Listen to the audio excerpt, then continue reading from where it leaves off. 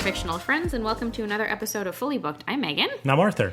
And we are hitting the last week of our coverage of villains for the month of March, which is, sad, but also we can't talk about them forever. Yeah, we could, but no. No, we're fine. We're not going to. So we're closing things up for the month of March. And I guess to do that, we decided to take a look at one particularly iconic villain who has been... OG villain. No, definitely not. Wow. Who has been reportrayed and reportrayed and reportrayed. Probably had some of the most portrayals of any villains out there, though, to be fair, over the course since the original novel was published. But we figured that today we would take a look at the many different versions of Dracula that have existed over the years. You should play a little thing of like, I am Dracula. What's the difference? So, wow, you're like the real Count Dracula, like... I am Dracula, blah, blah, blah. So we're going to be talking about a little bit about, some backstory, obviously, to do with, the original novel and, its publication, sort of everything to do with the story itself and the character himself, obviously. And then getting into a little bit of history as to, the kind of different waves of Dracula that we've had throughout different generations and different types of portrayals of that character from, the original stuff up until now. And I have a bunch of trivia to throw in the middle of it. And then we're going to give a little ranking of some of our favorite portrayals of Dracula throughout the years. Just for fun. Because why not? Because there have been, every video and stuff that we came across or all the research we were doing, it's like you'd hit 19 or 20. I'm like, yeah, but there's more. There are more of them, if you consider between TV, film, stage adaptations, all this stuff. It's crazy. So anyway, a little bit of history about the book for people who, maybe that's it. It was Dracula. Where does it come from? Yeah, have never read it or whatever, don't really know very much about it. So Dracula was originally, oh my God, okay, this cat's never going to let us do anything in any episode, I swear to God. Ignore him. If you can hear scratching, I'm sorry. So the original novel, Dracula, was published in 1897, and it was written by an Irish author by the name of Abraham or Bram Stoker is more how he was known, essentially. So that's it. He was born in Dublin, if I'm not mistaken, and... I believe that Stoker mostly actually throughout his life worked as an assistant to, I think Sir Henry or Sir John Irving, who I believe ran a theater troupe and things, and he worked with them and then would do a lot of traveling throughout that and spent quite a bit of time in Whitby, which is in the south of England. It's right on the coast. Oh, okay. And while he was there, the setting of Whitby was actually a partial inspiration for Dracula itself. Excuse me. You'll see, if you read the book, there's a chapter that follows Count Dracula's voyage from Transylvania to England. And when he lands in England in the ship, he lands in Whitby on the coast. Oh, nice. Okay. Yeah, that's where the ship kind of crashes into the, coast because basically Dracula has killed everyone on board to eat them on during the journey. So, yeah. Trivia question for you. Yes, what? In the original novel. Oh, gosh. Does Dracula turn into a bat, a wolf, or both? I thought it... it could be... I could be confusing it with the movie, though. I'm trying to remember. In the novel. I think it was a wolf, if I'm not mistaken. I don't remember. No, it's both. It is both? Yeah, it's actually both. I couldn't remember if the bat was an addition later or something that they actually added to it. Okay. Yeah. Right. So, basically, Dracula itself, just as an overall kind of idea for you is, so it's a novel it's what's referred to as an epistolary novel, which basically means that it is the entire story itself is told through various letters between people and journal entries and articles and different things like that and communications between characters and things. So it's not told as a straightforward narrative. It's told from multiple POVs via their communications or their logs, their ship's logs and captain's logs in part of the novel and stuff like that. That's interesting. And that allows an interesting sort of perspective into stories like this. There aren't a ton out there, but there are some styles of novel like this. And I guess what's interesting about them and what certain historians have mentioned too is that it almost lends a little bit of credence to something like this sort of supernatural story because you're oh, well, like everyone can't be wrong about this if these people are all communicating about like a vampire that they've Oh, seen, right, yeah, right? yeah, Like yeah, you're like, yeah. oh, there could be some truth to this. It lends almost like a documentary like quality to something, right? The idea of like all of these communications, all of these people with like strange happenings and seeing weird things. So essentially it follows a young man named Jonathan Harker who travels to Transylvania, which is in Romania, by the way. It's like an area of Romania that it does technically exists. It's a region, I believe, in Romania. To meet a count by the name of Dracula, who he's a solicitor and he's helping him purchase a property in London. While he's there are very strange happenings. He winds up being kind of attacked and stranded, and winds up I think in Hungary or something for a while. And in the meantime, Dracula travels from Transylvania to London, where he becomes infatuated with and obsessed with Harker's fiancée, Mina, as well as like her friend Lucy, who becomes part of the story and stuff like that. There are like letters back and forth between Lucy and Mina. During the journey, there's the very famous captain's log on the Demeter ship, which is one chapter of the book that they made a whole movie that they on. literally made a whole movie on in the last year or so, Yeah. the last voyage of the Demeter, essentially, which recounts that part of the story specifically, which also goes to prove that unfortunately sometimes transforming one chapter into an entire movie does not go very well. So Not much. no. Anyway, and of course, obviously, then it's up to, of course, Mina and Jonathan, as well as Abraham Van Helsing, who is essentially he's like a professor / like doctor / like vampire hunter, kind of, who has a lot of knowledge about this, to track down Count Dracula and defeat him, essentially, before he, kills everybody in England. Yeah. So, actually, question for you. Yeah, okay. So You can't just do that to me out of nowhere. I don't even know what's coming. yeah, exactly. So, I mean, it's all the stuff that you know because we've done a lot of research on this.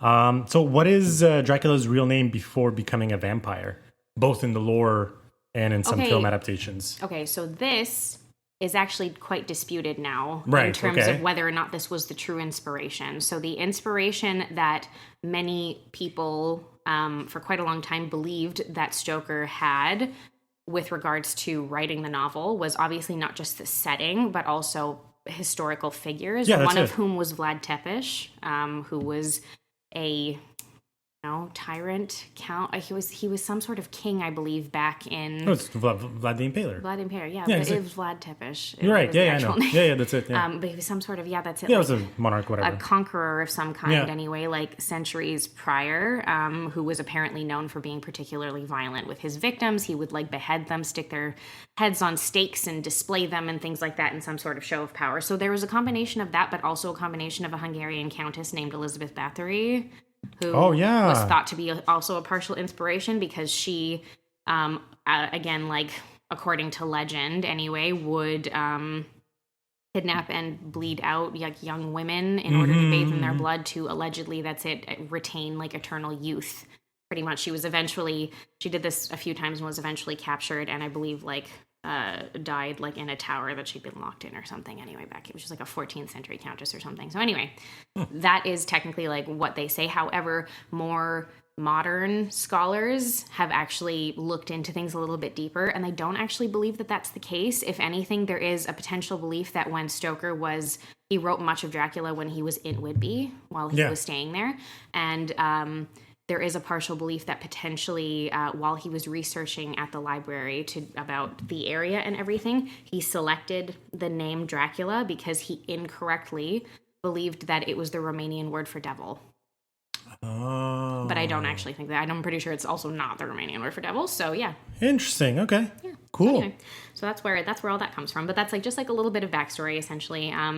Sort of one of those like very old good versus evil types of stories. Things are a little more black and white with a villain like this because he's, really not good and does everything for himself. That's fair.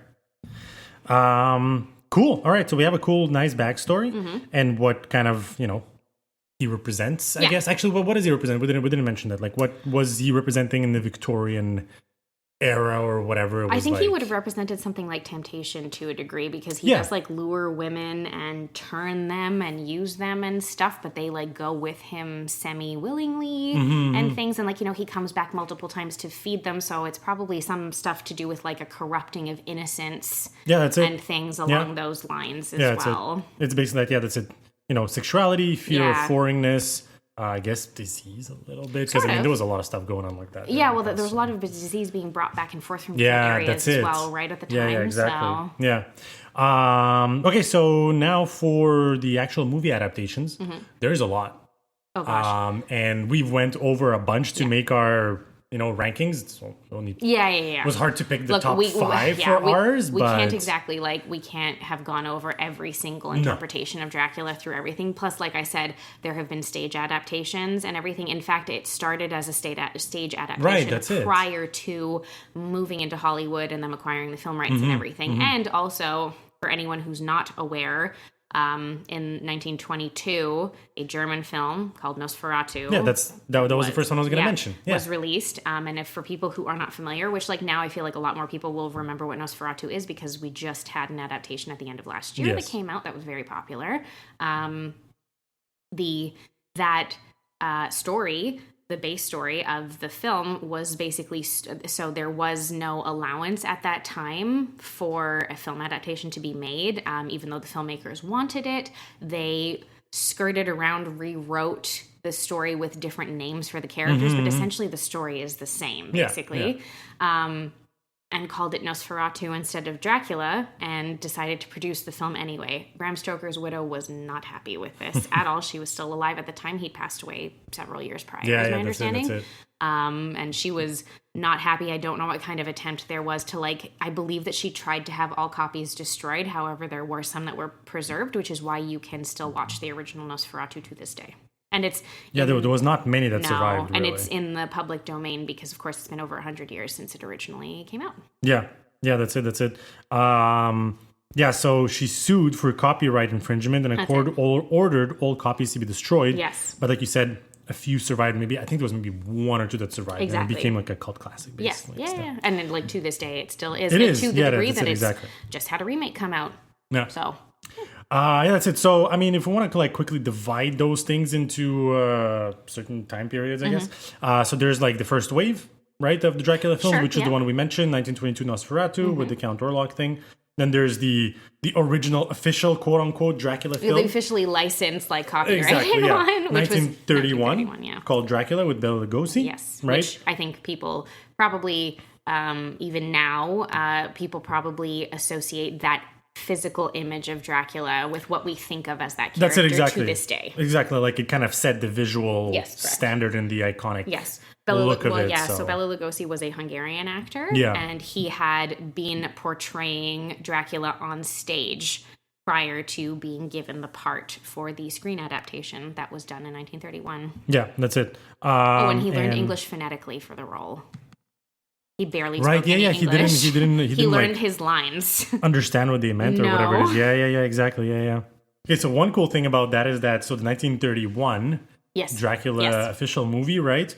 It was weirdly also filmed at the same time as the Spanish language version of it. Which is also apparently not bad. So apparently the American Hollywood crew would use the set during the day, and then at night, the Spanish crew, or the Spanish language crew, I should say, probably mostly from Mexico, would come in at night, and they would shoot the Spanish language version of the film with using essentially the same script. Exactly. And everything, and the sets and all that stuff is exactly the same. However, the film only takes place in Spanish, basically, which apparently it's not terrible. Yeah, that's it. Yeah. So apparently it says here that many critics do consider it technically superior in terms of direction, cinematography and stuff. Yeah, because they were also watching their dailies. Exactly. And stuff. They saw what the other ones were doing. They're like, oh, we can do better by doing this, doing that. And, I think they took it a little bit deeper, I think, than the American or the English language version of the film, which is really interesting.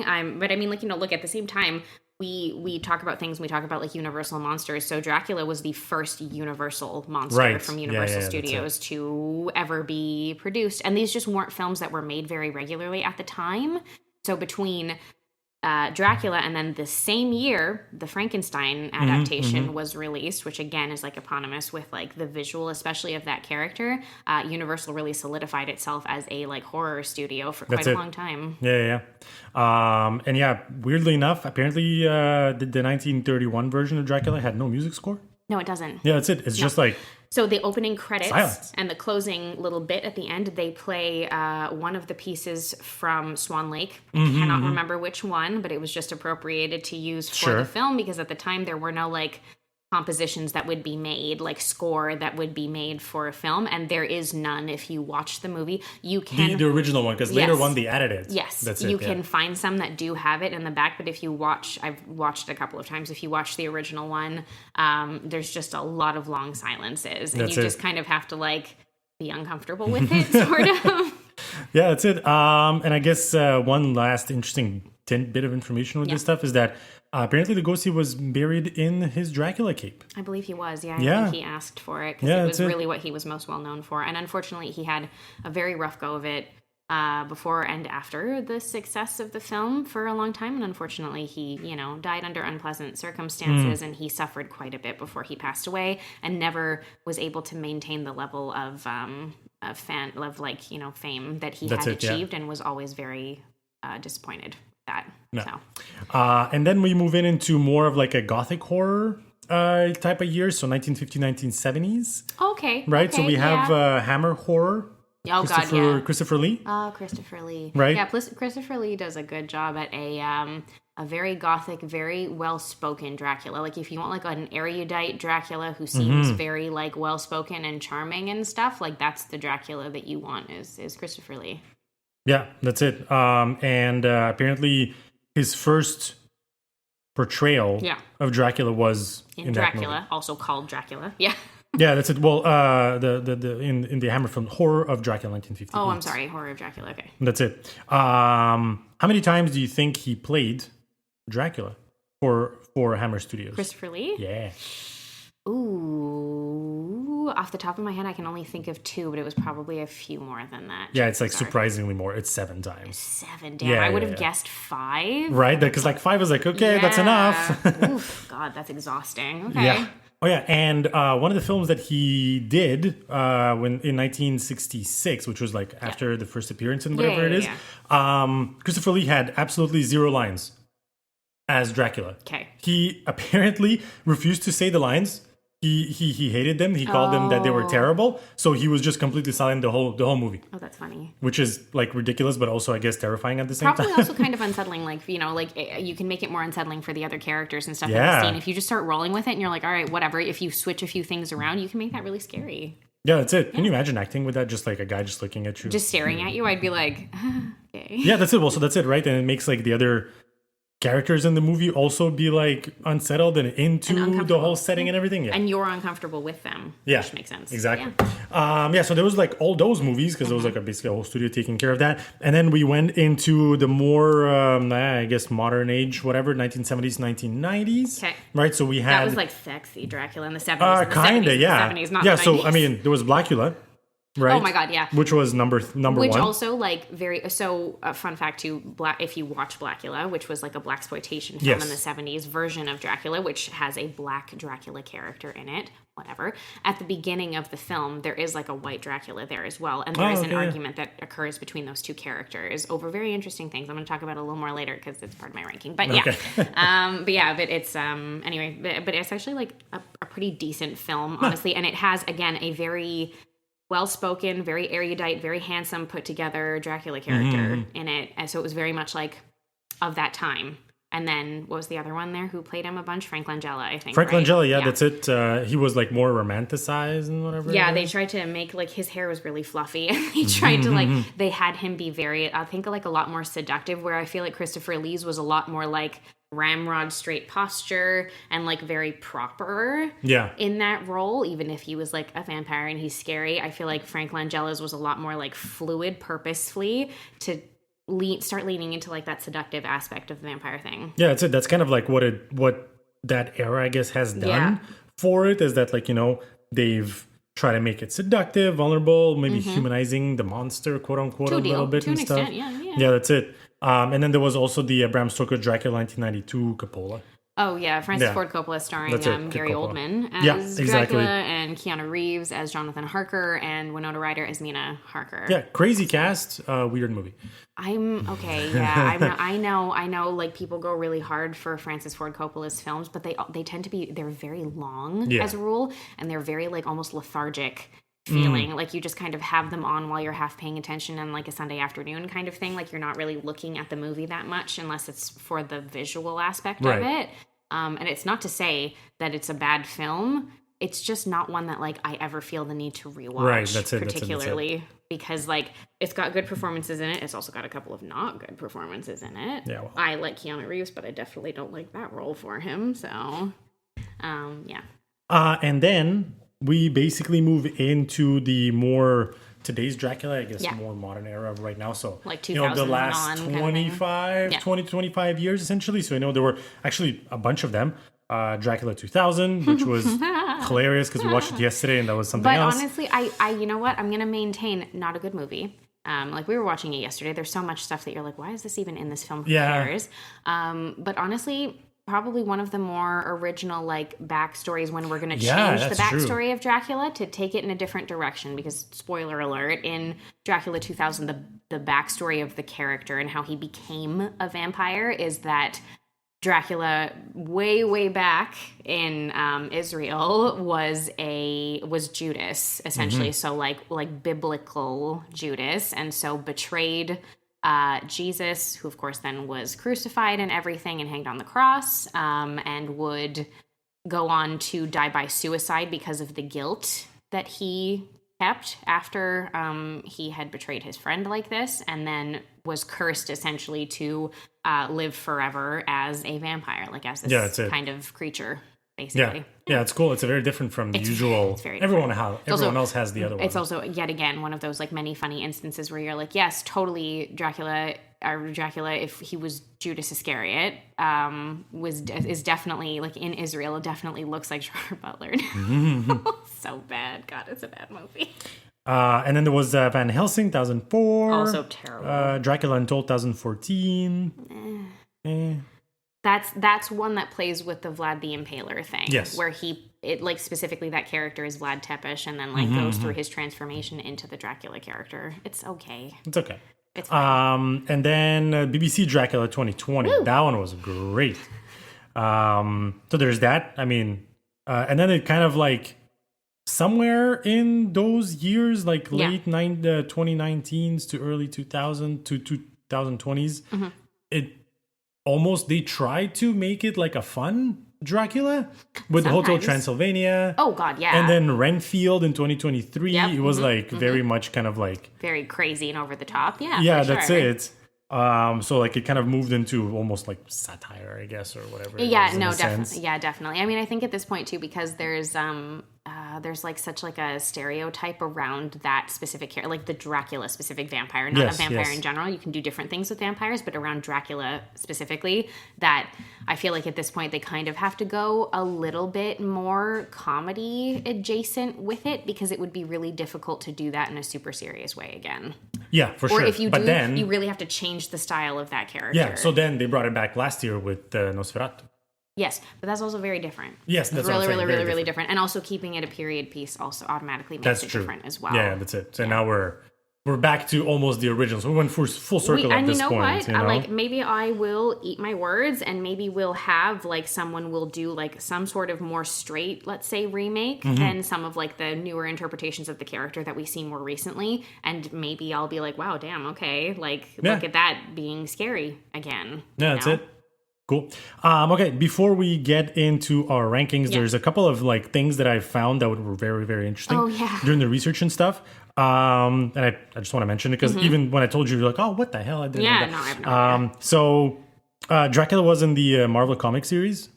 Oh, I believe it. Frankenstein's in Marvel and stuff. Frankenstein, Bride of Frankenstein. We just watched Creature Commandos. Those are, That's true, but that was like a while back. So it was between the 1972 and 79. Ran for 70 issues. And featured Blade's first appearance as well. Oh, wow. Yeah, that's it. So that was really cool. It was the Tomb of Dracula. That's fun. And then also in the 1930s, there was a radio adaptation of Dracula, Yes. where Orson Welles actually voiced Dracula on the radio. I think he narrated the entire thing. Oh, okay, well, there you go. But Orson Welles did a lot of radio work back in the day. He had a great voice for Yeah. it. And radio plays They were a or thing. dramatizations were quite a big deal. Like 20s through like the 40s-ish. Mm-hmm, There was a whole period of time where you saw quite a bit of that, actually. Yeah, that's it. And apparently there's also like Dracula ballet that exists. Oh my God. What? How Well, crazy is in that? Canada, thank you. Well, What? so apparently, there's several ballet companies, including the Northern Ballet and the Ballet Met. They have staged dramatic Gothic productions Right. based on a novel in the past, and there's also the Dracula Pages from a Virgin's Diary, 2002, which is a silent Canadian horror ballet. That's crazy. Right, Yeah, so, I believe that's it it. was It- the Winnipeg Royal Ballet or something who I think so. did that one. So it combines like ballet, silent cinema. Mm-hmm. So it's a whole thing. Apparently, I think I read really briefly when you mentioned this to me when you were looking at stuff that when I was looking at it, that I think it was filmed by the CBC at some point. So I feel like we could find it Most likely. and watch it. Yeah, that'd be cool. Yeah. I'm just saying, I'd be okay with that. That sounds fun. Yeah. So there's a bunch of other stuff, Yeah, but God. We could, like you From- you could go through like a list of like 100 different versions I know of Dracula. Yeah, Dracula and the little tidbits of information. Those are the things that we found that were very interesting. Yeah. And piqued our curiosity. Yeah. And now in terms of ranking, so there's a lot. So many. We kind of took the ones that we've saw, the ones that we've read, the ones that we found the more interesting, Yeah. and tried to rank them, even though it's kind of hard because some of them are really Yeah. good and it's like impossible to. I think you know. I think we each rank them based on personal preference. We Yes. each have a top 5, and we did not show each other what our rankings Yeah, don't look- were. don't look. I'm not looking. We didn't show each other what our rankings were, so we're gonna go through each with like our number 5 down, and we Yes. can go and get to number 1, and then I have like a couple of honorable mentions just for Cool. funsies at the end. But yeah. Yeah. So my number 5 is actually Dracula Untold. Oh, okay. Yeah. Luke Evans as that character. Yeah, that's it. I like Luke Evans. I don't know why. There's something good to it. It's actor. more of like an action-y movie type Yeah. of thing. And it kind of also goes like, when he has all these crazy powers and everything like that. And it's not a real backstory of the character. Yeah. Not in the traditional sense of things. Yeah. So it's different. I like that. Yeah, you know what? We just recently did a rewatch of the Hobbit trilogy Yes. there of movies, and I don't know what it is. He's got good in it. he's got something. Yep. Yeah, I like him when he's on screen. Anyway, Yeah, that's I it. get it. Okay, so many of mine are like a little more recent, but anyway, sorry. So actually, my number 5 is Bill Skarsgård as Nosferatu, or Count Orlok, okay, yeah. I should say. Sorry, from Nosferatu, which just came out in December of 2024. Robert Eggers films are probably going to be a hit or a miss for a lot of people because I mean from obviously the level of accuracy and everything that he looks for in his productions is very impressive, but it does tend to make his stuff a lot more slow moving. Yes. So the two of us went to see this. My mom came with us. She wasn't like as big of a fan as I was because she did feel, and I understand like it was quite long-winded, so I can understand that for some people like it gets tiresome after a while. But if I specifically really am looking for like the visuals of it and the interpretation and portrayal of that character, Bill Skarsgård is ridiculous. He's ridiculous between physical and vocal performances vocal that he performances are gives. crazy. It's wild what Yeah. he can do when he decides to like portray a particular character. It's crazy, and I can only imagine what he had to go through to get all of the prosthetics and the makeup and stuff sorted. Like Pennywise was one thing, this is like another level of that. Yeah, he didn't even look like himself. No, there, not at so. all. I wouldn't have been able to tell. Yeah, that's it. Yeah. Cool. My number 4 is actually the original Nosferatu. Oh, okay. Max Schreck Yes. played that character. Yeah, That's it. Great, like original story. It's also like iconic image wise. Iconic image wise. I'm not like a big fan of silent Films, yeah. black and white films, whatever it is, but it's just it's kind of like the one, I guess, in a sense. Plus, it's also like quote unquote unauthorized material that Yeah. almost was destroyed. Yeah. And it could have nothing could have happened probably if it was destroyed. So, anyways. I mean, because there have been other films that have been lost, not necessarily because of copyright issues, but sometimes like there's a famous cult film from, I believe, the 20s as well with Lon Chaney called London After Midnight that I believe was destroyed accidentally in a fire at a large warehouse where there they you were go. where all of the film was being kept and stuff like that. So that's one that's vanished and but is still spoken about and stuff. Yeah, that's it. Yeah. So it's like the original one that needs to be named. Okay, my number 4, speaking of what we were talking about before, my number 4 is William Marshall as Blackula. Okay, yeah. It's a cool film because it takes something and kind of flips it on its head a little bit, where it also isn't retelling the exact same story of Dracula, because Dracula exists in the film as a separate character, Right. and Blackula is like his own version of it. And I guess what I kind of found really cool about it when I watched it, like, first of all, like, that's it had that 70s blaxploitation thing, which is kind of fun overall to watch, plus it had a lot of good music in it. Nice. And William Marshall really portrays that character well. Like I said too, it was also in blaxploitation films and stuff, you wouldn't always get like a ton of different types of characters, but this character was like I said, that's it, incredibly like polished, well-spoken, interesting to watch on screen, like a good-looking man as well. And there's an interesting sort of thing that happens towards the beginning of the film, and I forget what the circumstances are, but the Blackula character and Dracula, who's in this film, have an argument at a table full of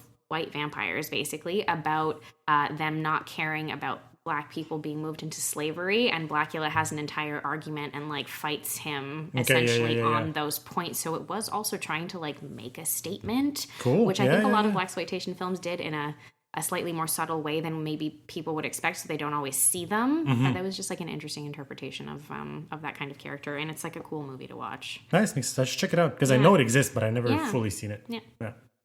My number 3. So now we're in top 3. My number 3 is the Bela Lugosi Dracula. Nice. Like, I've seen it. Yeah. A couple of times, and that was very good. Yep. Very interesting. All the stuff that I learned about that movie, with the whole that, you know, he was doing lines phonetically, and everything that happened to him afterwards, and like the success of it, and then the tragedy that became of that success and stuff. Very, very interesting. Yeah. Very iconic, because like when I guess I think of Dracula, don't you kind of I just kind think of Bela see him, Lugosi? Like, and I kind of like hear his accent in a sense. Yes, You know what I yeah. mean? Not anything else. So it's like it's just imprinted in my mind, and I guess for a lot of people as well. So I feel like that's just true that's it. across So the board. that is my number 3. Like it had to be there. Cool. My number this is ridiculous, but I don't care because I like an absurdist version of it. So my number 3, speaking of what you were mentioning earlier, is Nicolas Cage in Renfield. Oh my god, I loved it so much. Because I thought about honestly, putting him like, on the list, but like yeah, I kind of just wanted to include him because like the movie is a movie, like it's fine. But that like this like zany sort of level of Dracula isn't something that you get very frequently, and like the physicality and like the voice that he uses, and like how crazy and and how Nicolas Cage he goes with it basically is just, it made it like a really fun time. And I remember like we went to see it in theaters when it came out. And that was probably the most memorable part of it. Like if you ask me what the underlying story was and the different things to do outside of that, like the story with the cop and stuff, I can't tell you. I can just tell you like all of the Dracula parts of things. Right. Yeah, so he made the movie memorable, even if like the story itself was lackluster in a right. way. Mm-hmm. Yeah. That's fair. Yeah. I feel like he's having a low key resurgence. Nicolas Cage. I don't even know if it's low key at this point, but God, that man makes movies. He makes movies, but they used to be like just terrible because he was there just to make money. Yeah, I guess. And that's now true. I feel like he stopped caring, but also he cares. I don't know how to explain it. Yeah. The movie he makes now are weird, but they're also really they're good. so often really all good. of the ones that we've seen recently, I was like, this is awesome. Yeah. We'll totally rewatch it again. You know, like That's true. There is something, I don't know what it is, in like the last 10 years or so, there's something going on with him. Yeah. Where he's really been able to get these roles that you're like, wow, he's really well suited to this. yeah, that's it. I love it. Okay, number 2 for me is the 2024 Nosferatu. Nice. Actually, yeah. Okay. Again, for all of the elements that you mentioned, and just for the movie itself, the way that they filmed it, the fact that they used real candle light Yes. Yeah. to light the scenes and everything, and like they had to do it in very specific ways. They had to kind of like, I don't want to say reinvent the wheel, but they had to film in very different Very specific ways, yeah. ways Yeah. in order to actually get, you know, Yeah. the image to appear properly on Yeah. film, because, you know, candlelight doesn't provide that much image. No, and that's it. it's a movie. You have to have the actors You have to be able properly to see lit it, and yeah. everything. Yeah. And like the stuff that they did with the character. Anyways, like there's some behind the scenes that you can watch of that movie, because, you know, they produced that now, Of which course. is great. Super, super interesting. So interesting, yeah. Yeah. Oh, and also like just as an additional shout out too, I think like you know, we mentioned like, because these are interpretations of Dracula, so that's kind of what we're going with. So like this particular character, but I will say like that entire cast, Oh, yeah. like Lily Rose Depp should have been nominated for something for that. yeah, she was really good. really good. So Yeah. Anyway. That's fair. Okay, my number 2 is the Bela Lugosi Dracula. Okay, nice. Original 1931 film, just because, again, I feel like even if he's not your favorite, you are just drawn to the iconography of that character, and like that is the way that Dracula looks. That is the way that he sounds. That's it. That is the way that he stares at you the way that he does. Like there are so many things about that character that have only basically been able to be emulated since Bela Lugosi originally played him, because it almost felt like that was the only correct way to do it, especially for a very long time. For a long time. Yep. That's it, exactly. Yeah, so makes sense. all of those things. Okay, number 1, we got to say it together because I'm pretty sure I know what it is. Is it the same one for I'm you? pretty sure. It's Clay's Bang from Dracula. The BBC from the Dracula. BBC Yeah, exactly. That's it. It's my miniseries number from 1. 2020. Yep. I don't even know what to say. Listen. You know what? Just watch it. Yeah. That's what. Actually, just watch you know it. If this should be our recommendation at this point, if you haven't watched that, it's a 3-episode series. It's not that long to get through. He's incredible. I don't remember, and see, that's another one. I that's probably why like Nicolas Cage was on this list, because I love seeing such a character that could be so repetitive over and over, but seeing the actor playing that character having so much fun. Yeah, that's playing that character, and particularly that's it. He's so wonderful the whole way through, but especially like the mania that he has in like the first episode, killing the nuns and stuff, is just like chef's kiss. It's incredible. It's so good. And like the storyline is very interesting because it goes from old to modern day. So there's a lot of like differences in it. So you don't necessarily know going in that you're going to get the exact same story that you always get with Dracula, which is great. And on top of that, he's also a Doctor Who actor.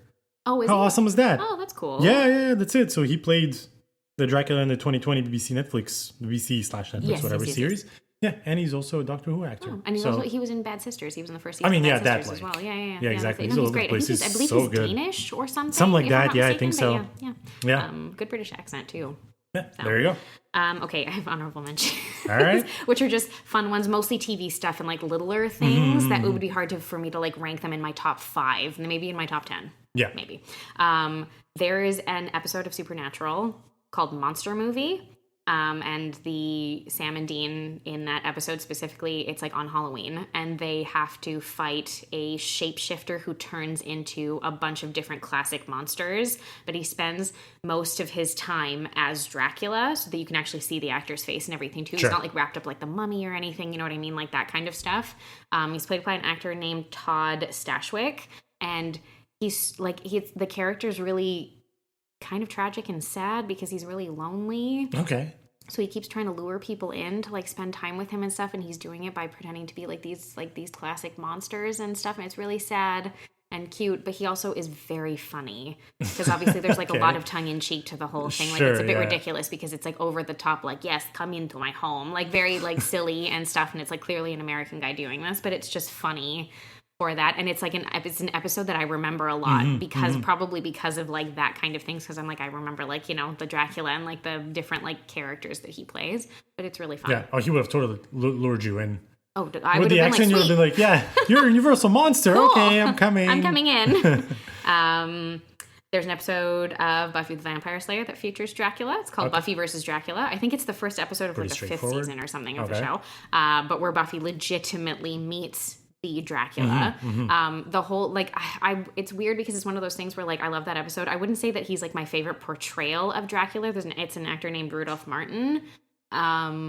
But he does have like some cool stuff that he does as the character. There is like, you know, a level of like seduction and things like that I find like works really well. But I feel like that whole episode for me is also just hilarious because even when he introduces himself at the beginning and says that he's Dracula, you know, Buffy's first reaction is like, get out. Because obviously.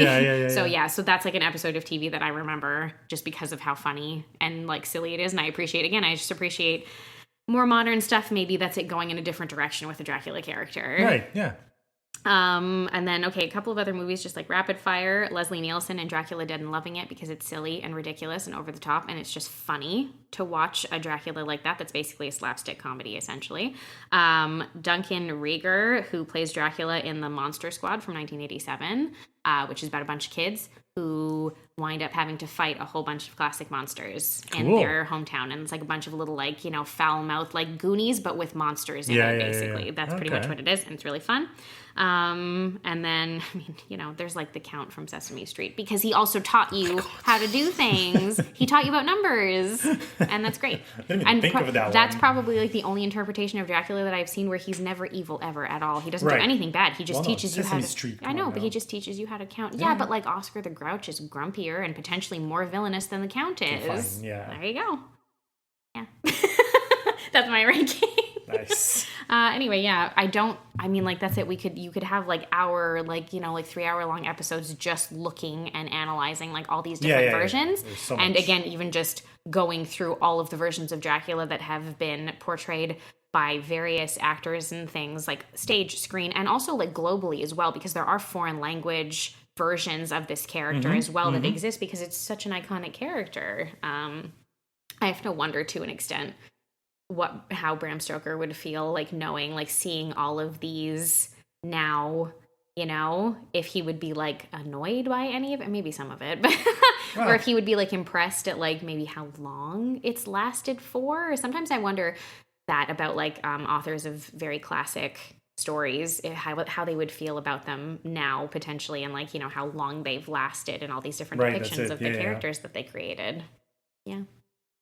I think everybody's still going to be, remaking and doing stuff with that character for a very long time. I don't think it's going anywhere anytime soon. Vampires are here to stay. Just a cyclical thing, like the superheroes. Now they're dying out. Now Give it's it gonna 10 be years, something they'll be else. back. Yeah, and then it's going to be back. So yeah, that's same it. thing. The vampires had died out a little bit post Twilight, kind of like Twilight, Vampire Diaries ended, all that kind of stuff, and now we're probably going to see like a cycle, a bit of a resurgence, maybe in the next few years or something. Maybe. We'll see that start to come back. That's it. Yeah, it'll be interesting. Anyway. Obviously, next week we're going to be hopping into a whole new theme and a whole new set of stuff to talk about. So we're going to be coming at you with that. But obviously, in the meantime, you can head over to the website, fullybooked.ca, check out everything we have going on over there. Sign up for the newsletter if you would like to get everything condensed for you. And obviously, check out all of our social media. So Instagram, TikTok, Threads, Blue Sky. Just search for Fully Booked CA or Fully Booked _CA, and you will find us through there. But until next week, guys, keep on reading. Ciao, guys.